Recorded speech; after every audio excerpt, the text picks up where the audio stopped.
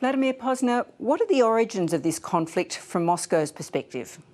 Well, they go way back to the beginning, to the 1990s, when President Clinton decided to broaden NATO, notwithstanding the fact that there had been a kind of an oral agreement that NATO would not move eastward. In those days, Russia was quite weak, and although President Yeltsin protested vehemently and saying, "You can't treat us like Haiti," I'm quoting him, that was, the American side said basically more politely, but said, "Look, you guys lost the Cold War, so just shut up. We're going to do what we want, and we don't really care what you think about it."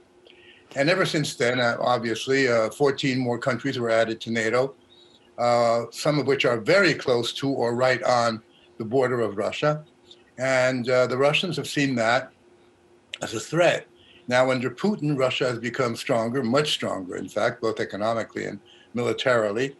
And in 2007 in Munich, at the meeting of the G20, I think it was, basically said, "Look, enough is enough. You've been kicking us around and you don't respect us. And we have our own interests in this world, and one of them is security, and we're going to go for it." And ever since then, things have gone downhill. And I think that it's come to a climax right now with the issue of whether or not NATO is going to appear in Ukraine and whether or not NATO troops will appear on the Ukrainian-Russian border, which is seen by the Russians as an existential threat. Some European commentators have told us that the bigger risk for Putin at home is actually the establishment of more democracies in culturally Slavic countries. Is there any merit in that argument?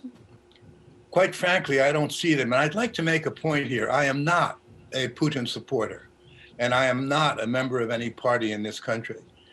So what I'm saying is basically what I really think. And I don't understand why that would be of any real danger to Putin. Russia is not yet a democratic country, but it's far from being the Soviet Union. People have a possibility to speak out. There are newspapers, there's media, let's say television and newspapers, that are anti-Putin, anti-government. People can travel widely as long as they can get a visa from the countries they want to go to. This is not an anti-democratic country.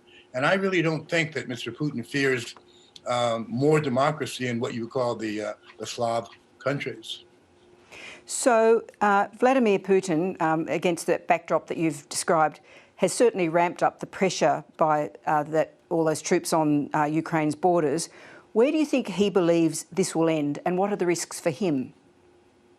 Well, I'm not about to try to read Mr. Putin's mind, but I do think he wants to make a very important point, that the issue of what's going to happen in Ukraine militarily is for Russia of prime importance. And should there be any decision to deploy NATO troops in Ukraine, that would be a red line that Mr. Putin would not allow one to cross. Now, when I say that, I really don't know whether that would mean a military conflict. I certainly hope not, but I think that it would be very close to that. There is a real concern here about that kind of situation.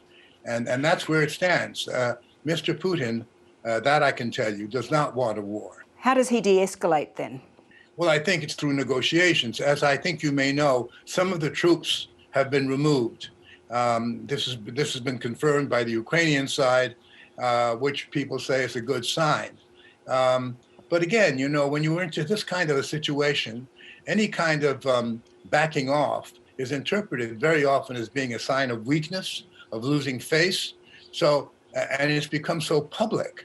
I mean, if it were not public, you'd be able to do it without that kind of reaction. But now that it's a public kind of thing, whether it's the American side or the Russian side that takes a step back, it's immediately interpreted as being a sign of weakness, and neither side wants that to happen.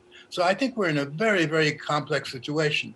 And I also believe, and I say this without any kind of happiness, I'll put it that way, that there are in the American leadership people who would like to see that war, because for Russia that war is a no-no. You can't win a war against Ukraine in the sense of Russia loses all respect in the world, all international standing, finds itself in guerrilla warfare with the Ukrainians. It is something that Russia really, really does not want.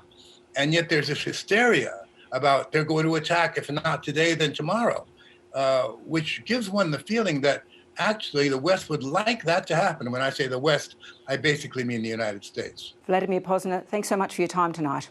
Thank you. Hi, I'm Lee Sales. Thanks for watching this story. If you'd like to watch more of 730's stories, they are on the left of your screen. And tap on the button below to subscribe and get the latest from ABC News.